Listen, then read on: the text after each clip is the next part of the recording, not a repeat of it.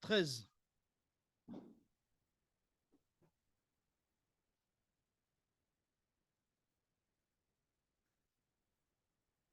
Évangile de Matthieu, chapitre 7 et verset 13.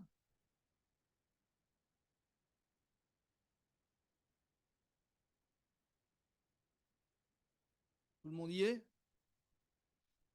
Il est écrit « Entrez par la porte étroite, car large est la porte, spacieux le chemin qui mène à la perdition, et il y en a beaucoup qui entrent par là.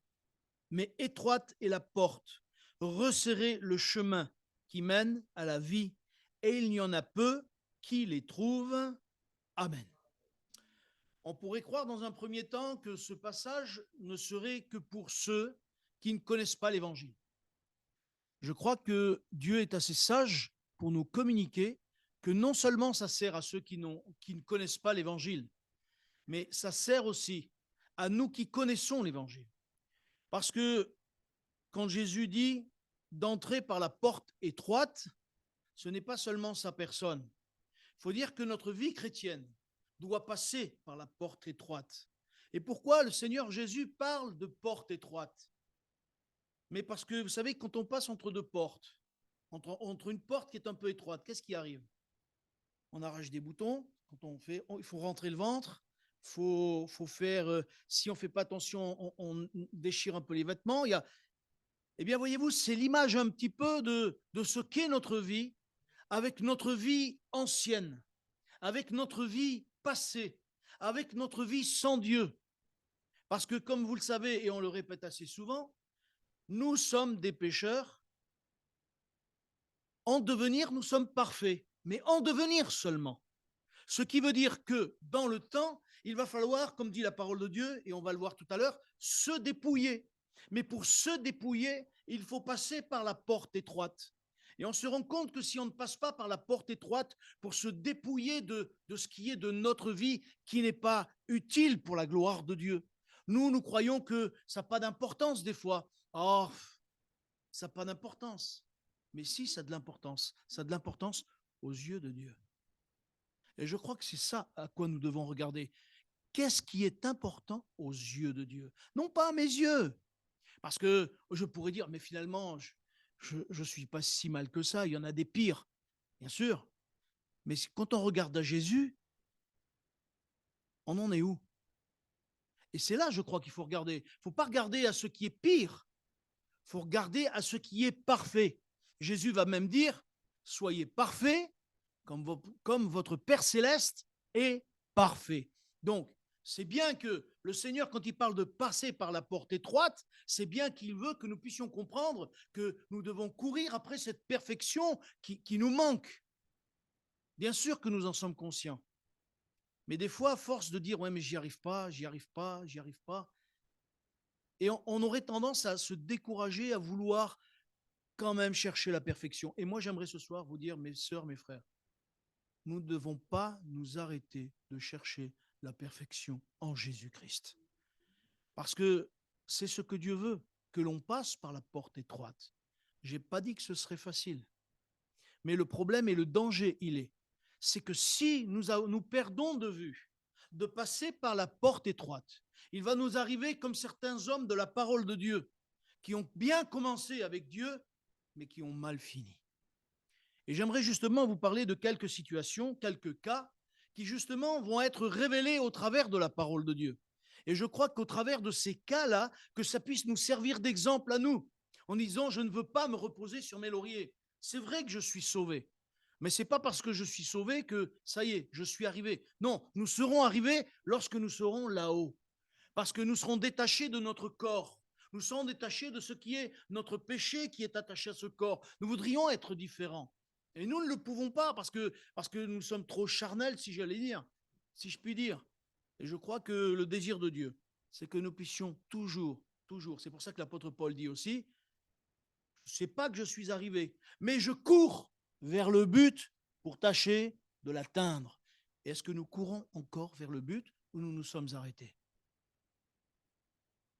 Il nous faut courir vers ce but. Et non seulement il nous faut courir vers le but, mais penser que la porte, elle est étroite. Mais ça ne fait rien.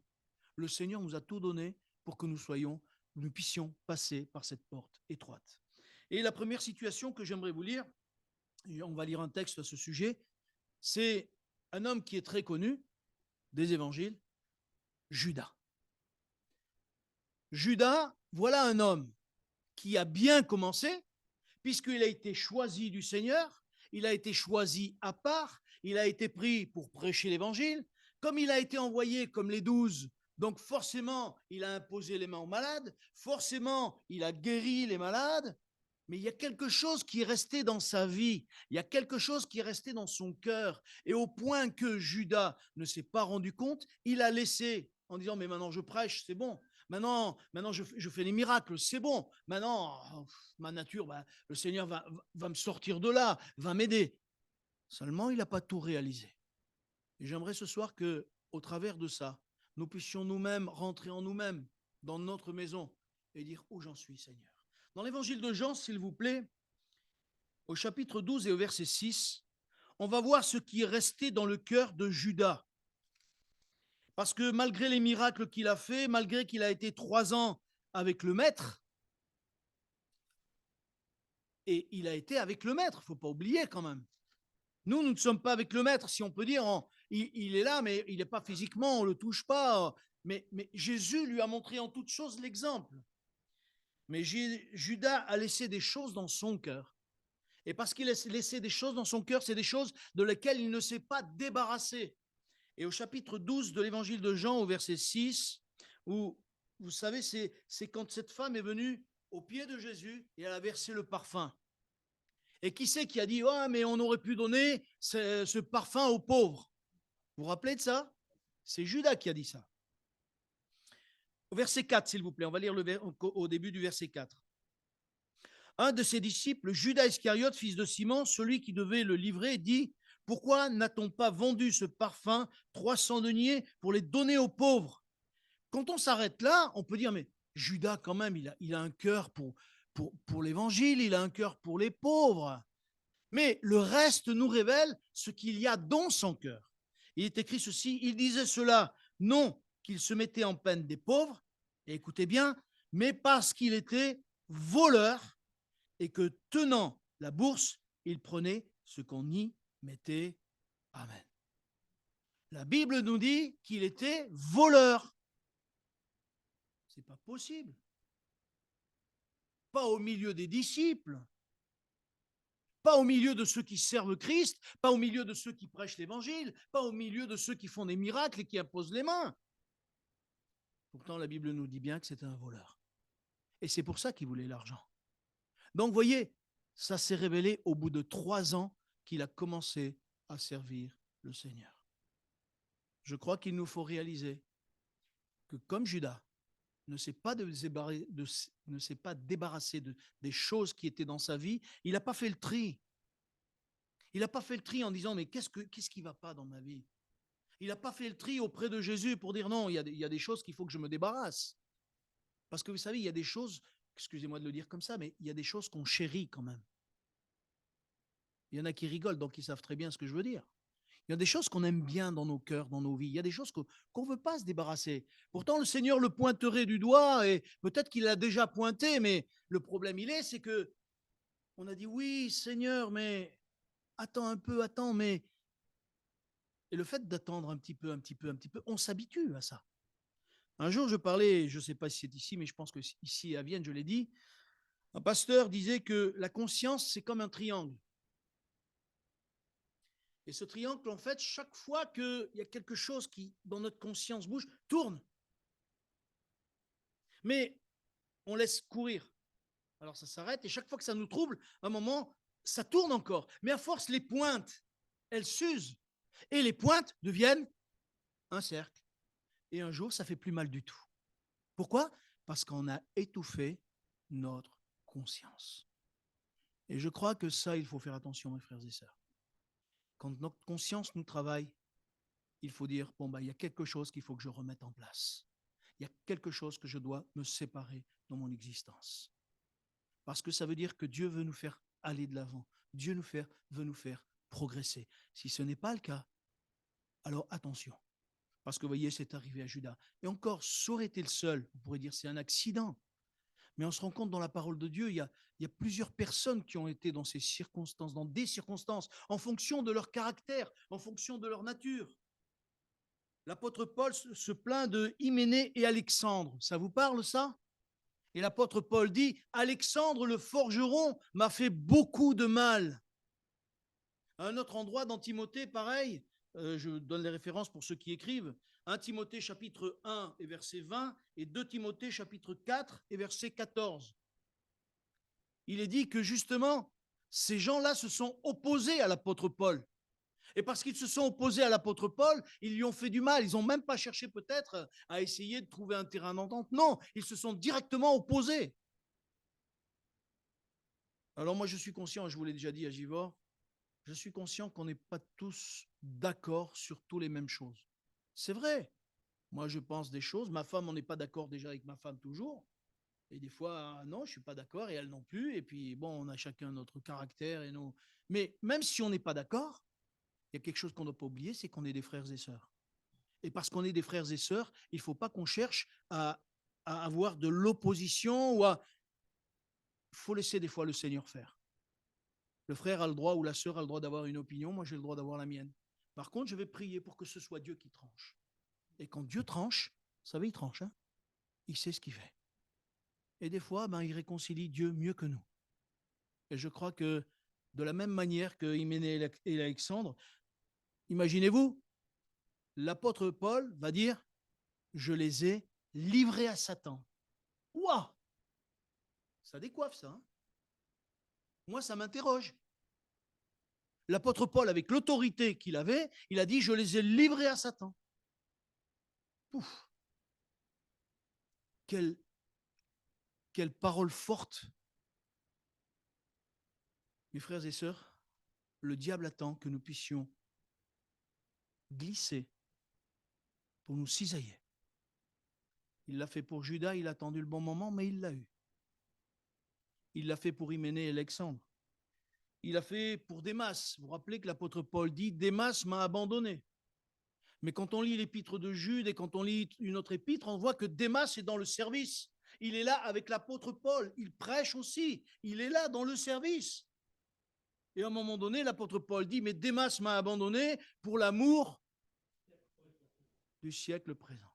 Vous connaissez bien, c'est bien.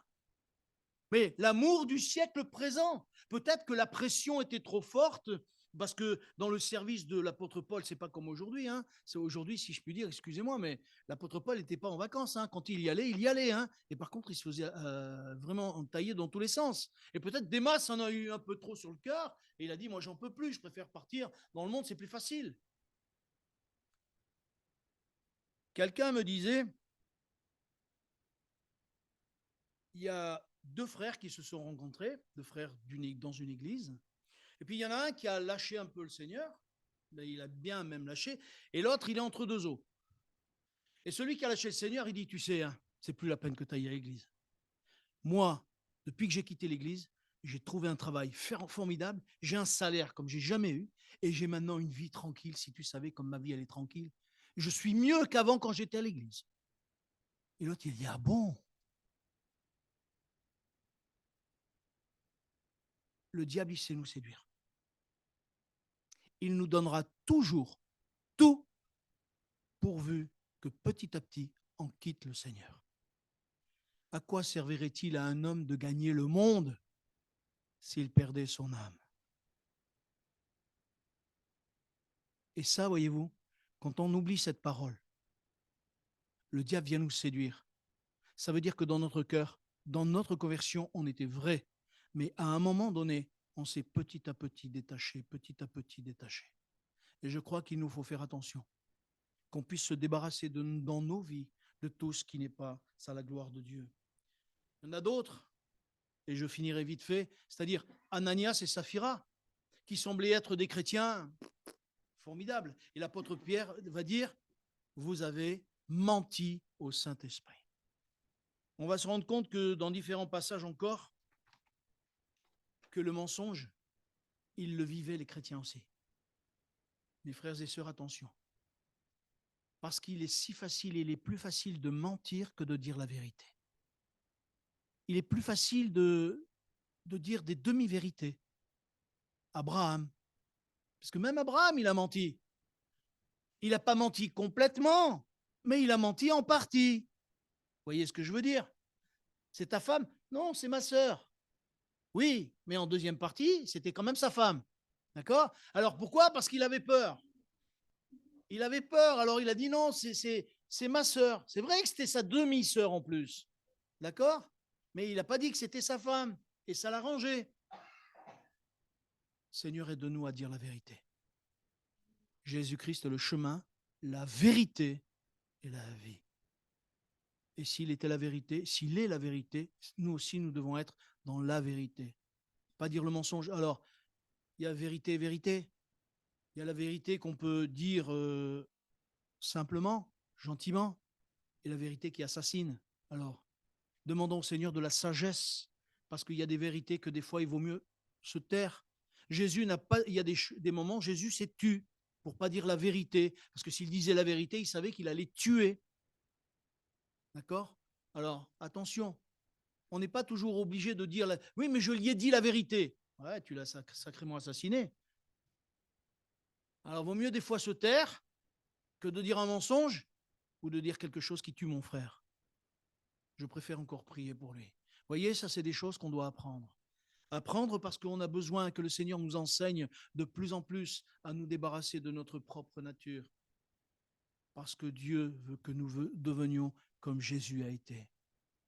Il est notre exemple parfait et il veut que nous puissions vraiment nous attacher à lui. Nous ne réalisons pas toujours, mais une chose est sûre, c'est que toute la parole de Dieu nous parle de ces choses. J'aimerais lire dans Éphésiens, nous l'avons pris déjà dimanche et nous ne l'avons pas lu, ou du moins je l'ai cité, mais nous ne l'avons pas lu. Éphésiens au chapitre 4, s'il vous plaît.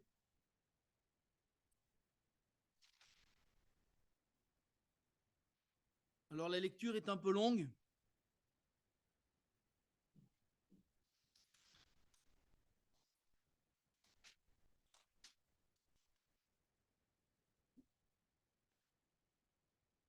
Vous y êtes?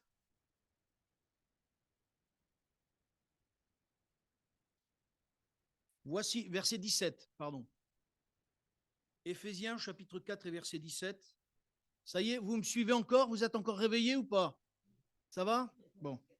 Non, parce que vu l'heure qu'il est, peut-être que vous avez sommeil aussi, je le comprendrai. Bon, c'est l'essentiel. Non, mais ça peut arriver. Moi, je me suis endormi un jour ici. Eh oui, mais c'est pour ça que je dis que ça peut arriver. Parce qu'après une bonne journée de travail, des fois, on a du mal, quoi. Et en plus, on va lire, alors c'est encore plus compliqué. Voici donc, verset 17, voilà ce qui est écrit. Voici donc ce que je dis et ce que je déclare dans le Seigneur. Vous ne devez plus marcher comme les païens qui marchent selon la vanité de leurs pensées. Ils ont l'intelligence obscurcie. Ils sont étrangers à la vie de Dieu à cause de l'ignorance qui est en eux, à cause de l'endurcissement de leur cœur, ayant perdu tout sentiment. Ils se sont livrés au dérèglement pour compromettre toute espèce d'impureté jointe à la cupidité. Mais vous, ce n'est pas ainsi que vous avez appris Christ, si du moins vous l'avez entendu, et si conformément à la vérité qui est en Jésus, c'est en lui que vous avez été instruits à vous dépouiller par rapport à votre vie passée du vieil homme qui se corrompt par les convoitises trompeuses, à être renouvelé dans l'esprit de votre intelligence et à revêtir l'homme nouveau, créé selon Dieu dans une justice et une sainteté que produit la vérité. C'est pourquoi renoncez aux mensonges. C'est bizarre parce qu'il parle à des chrétiens quand même. Et il dit renoncez aux mensonges. Ça veut dire que de tout temps, les chrétiens aussi mentent. C'est quand même important de le réaliser. Parce qu'on dit je suis sauvé, le Seigneur a changé ma vie, mais si le mensonge est encore dans mon cœur, c'est encore quelque chose, j'allais dire, comme une écaille qui vient empêcher la bénédiction de Dieu. Quelqu'un qui vit dans le péché, quelque part, excusez-moi, mais il affecte l'Église. Il infecte l'Église.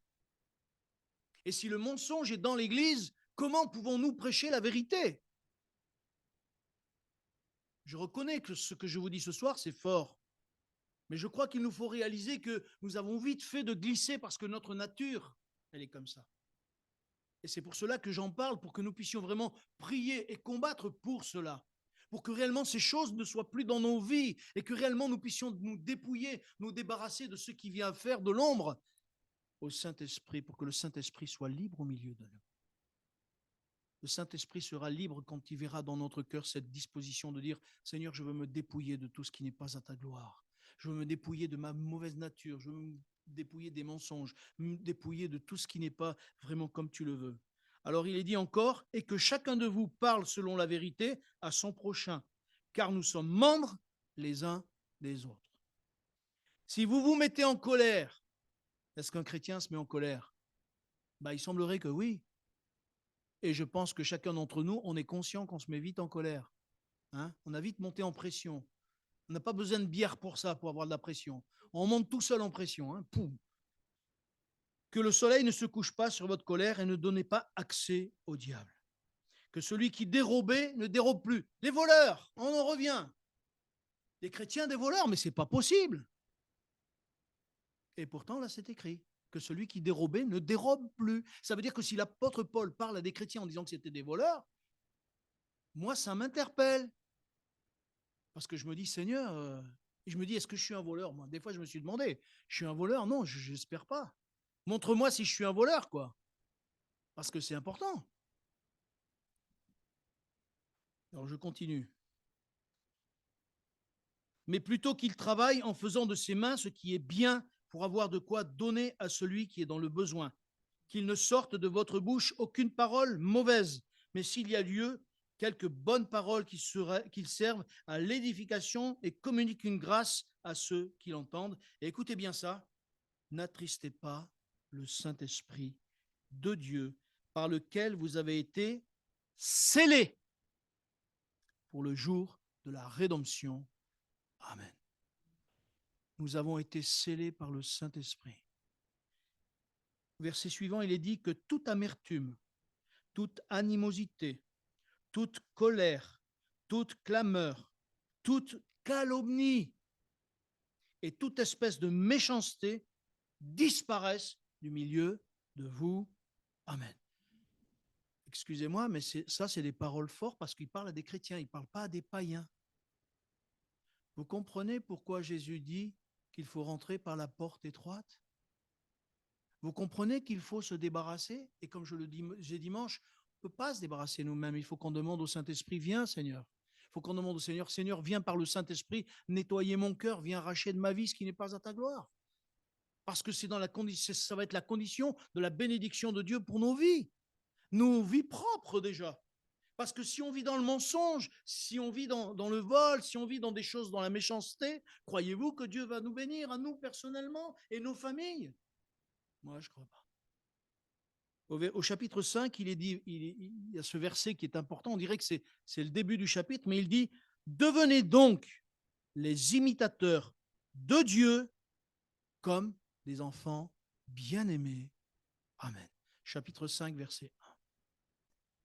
Mes frères et sœurs, c'est un sacré programme encore une fois. Je crois qu'il nous faut prendre conscience que toutes ces choses qu'on a lues, il faut se poser la question, qu'est-ce qui est dans ma vie de ces choses-là et que je dois me débarrasser? Il y a peut-être d'autres choses qui ne sont pas citées, qu'on n'a pas citées. Mais peu importe. Parce que l'important de ces choses-là, c'est que nous puissions nous connaître nous-mêmes. Est-ce que Judas se connaissait? Je ne sais pas s'il avait conscience qu'il était un voleur. Pourtant, l'apôtre Jean dit qu'il était un voleur. Et nous, qu'est-ce que nous sommes? Est-ce que nous nous examinons nous-mêmes pour savoir où c'est que nous en sommes et ce que nous devons débarrasser nos vies? Moi, j'ai envie de voir la gloire de Dieu dans ma vie. Je ne suis pas parfait, Dieu le sait. Souvent, je me dis, Seigneur, pardon, pardon, parce que je voudrais être différent. J'aimerais ne pas des fois me mettre en colère ou rouspéter parce que je rouspète. J'aimerais être différent et je dis, Seigneur, aide-moi. Et je vois que des fois, le Seigneur me fait grâce des fois. Et des fois, ma nature, pouf, elle ressort. Je dis, ah, il n'est pas bon ça, pas bon. Je croyais, ça y est, je croyais que. Je me rappelle cette histoire d'un serviteur de Dieu qui disait, un jour, il dormait et il a rêvé qu'il avait lui-même en face de lui. Il avait lui-même en face de lui et qu'en face de lui, c'était le méchant et lui, il était le gentil. Et il a compris qu'il fallait que le méchant ait le maîtrise. Et il prenait le méchant dans son rêve, c'était lui le méchant, et il autorise. Et j'ai gagné. Chaque fois qu'il disait j'ai gagné, pas, il se levait. C'est pas possible. Il reprenait, il battait, il dit j'ai gagné, pas, il se levait. C'est pas possible. Il s'est réveillé, il dit Seigneur, ça m'a mis en colère. Et le Seigneur lui a dit mais chaque fois que tu diras j'ai gagné, tu auras perdu. Parce que c'est moi qui gagne, c'est pas toi. Chaque fois qu'on croit gagner, gagner, c'est là qu'on perd. C'est pour ça qu'on a besoin que ce soit le Seigneur qui nous donne la victoire. Non, pas nous. Nous avons besoin de toute sa grâce. Nous avons besoin que son esprit travaille nos cœurs. Nous avons besoin de dire Seigneur, aide-moi. Aide-moi à ce que les choses soient différentes. Au chapitre 2 des Philippiens, s'il vous plaît, c'est tout de suite après les Éphésiens. Cette parole m'a toujours, quand je l'ai lue il y a des années en arrière, elle m'a toujours surpris parce que je me disais, on est sauvé, on n'a rien à faire, on est sauvé. Il est écrit au chapitre 2 et verset 12, Philippiens chapitre 2 verset 12, il est écrit « Ainsi, mes bien-aimés, comme vous avez toujours obéi, mettez en œuvre votre salut avec crainte et tremblement, non seulement comme en ma présence, mais bien plus encore maintenant que je suis absent. » C'est comme si Jésus nous disait ça. Et il dit « Car c'est Dieu qui produit en vous le vouloir et le faire selon son bon plaisir. » Faites toutes choses sans murmure ni hésitation, afin que vous soyez irréprochables et purs, des enfants de Dieu irrépréhensibles au milieu d'une génération perverse et corrompue, parmi lesquels vous brûlez comme des flambeaux dans le monde. Amen. Cette parole, moi, qui m'a toujours surpris, c'est « Mettez en œuvre votre salut ». Mais on est sauvé. Ça veut dire quoi, mettez en œuvre votre salut? Bien, maintenant que tu es sauvé, fais tout pour devenir parfait. C'est ça que ça veut dire. Mettre en œuvre son salut. C'est ça. On est sauvé parce que Jésus nous a sauvés. Mais s'il nous a sauvés, c'est que maintenant nous devons travailler. Parce que mettre en œuvre, c'est travailler pour que réellement nous ressemblions de plus en plus à Jésus. J'aimerais vous dire, il faut vraiment, mes frères et sœurs, que nous puissions voir la différence entre l'Église et ce monde. L'apôtre Paul dit, soyez irréprochables et purs, des enfants de Dieu, irrépréhensibles au milieu d'une génération, verset 15, d'une génération perverse et corrompue, parmi lesquelles vous brillez comme des flambeaux dans le monde. Amen. L'apôtre Paul dit qu'on brille, alors que nous puissions briller de la lumière de Dieu. Mais pour briller de la lumière de Dieu, il faut nous dépouiller de nous-mêmes. Parce que vous êtes conscients que nous sommes le temple du Saint-Esprit? Mais la lumière ne pourra pas sortir si elle est cachée par le péché. Vous comprenez ce que je veux dire? Si nous sommes pleins de souillures, je vais vous donner un exemple très simple. Prenez une cloche en verre et vous mettez un chiffon noir dessus. Mettez la lumière dedans. Qu'est-ce qui va sortir de la lumière? Pas grand-chose. Le jour où vous enlevez le chiffon noir, la lumière, elle brille. Et nous, il nous faut que nous soyons transparents. Il faut que nos vies soient transparentes. Avons-nous des choses à cacher dans nos vies? Eh bien, il ne faut pas. Il ne faut pas que nous ayons des choses à cacher. Mais nous brillerons de la lumière de Dieu parce que le Saint-Esprit, il est à l'intérieur. Et c'est lui qui va briller si nous sortons nos ténèbres, si nous sortons notre péché, si nous nous dépouillons de nos péchés et de tout ce qui vient faire obscurité. Alors la lumière de Dieu brillera sur nous. Et comme le visage de Moïse a brillé notre visage brillera. Et les hommes diront, mais comment ça se fait que son visage, il brille? Comment ça se fait que son visage, il est différent? Je prends toujours cet exemple parce que je l'ai vécu. Je m'arrêterai là pour ce soir. J'avais parlé à une dame du Seigneur, et je vous dirai tout à l'heure qui c'est, parce que je crois que vous la connaissez. Et en fait, cette dame, elle a parlé avec moi parce que à l'époque, j'étais célibataire, elle espérait bien.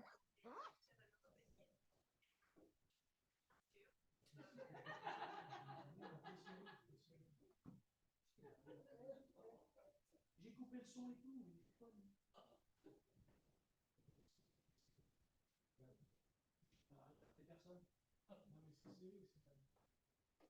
Vous voyez qui nous espionne?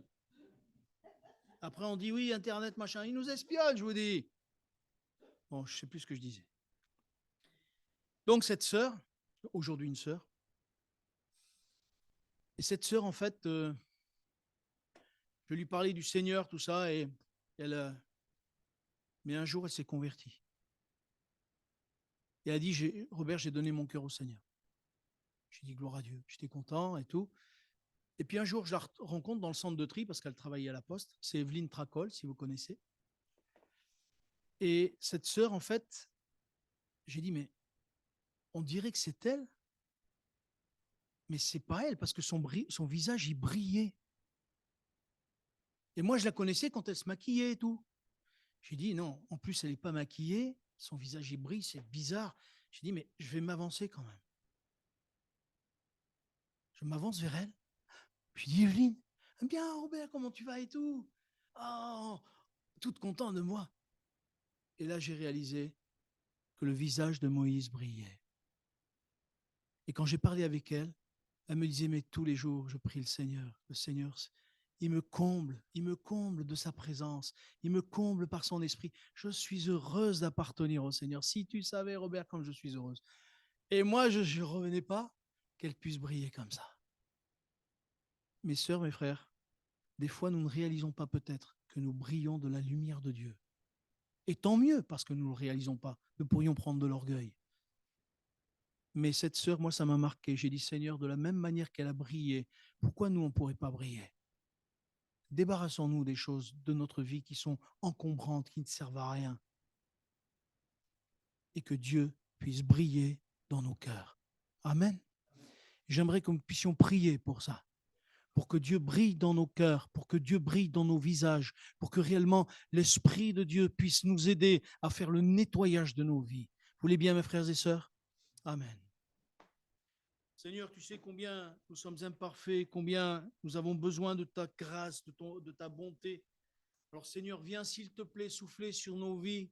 Nous sommes bien imparfaits, mais Seigneur, souffle afin que réellement par ta grâce, nous puissions être ce que tu veux que nous soyons et que nous puissions ressembler à Jésus-Christ.